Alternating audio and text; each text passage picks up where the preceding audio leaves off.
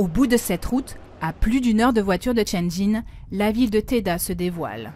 Une ville créée de toutes pièces en plein milieu des marais salants. Depuis 2007, des résidences, des centres commerciaux sortent de terre dans cette première écocité chinoise. Un ovni, alors que la Chine compte 16 des villes les plus polluées de la planète.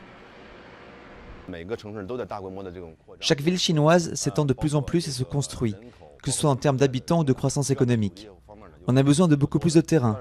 Or, en même temps, la population est nombreuse et les ressources sont plus faibles.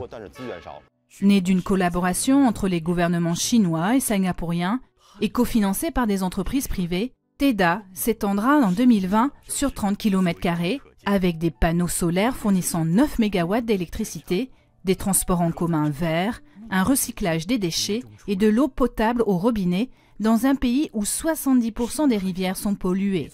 Et le moindre geste au quotidien reflète cet esprit vert. Voici donc le collecteur de déchets sous vide. Le service de gestion des immeubles trie les déchets en amont, puis les apporte dans ces machines, qui vont ensuite acheminer par des tuyaux souterrains les ordures vers la centrale de traitement.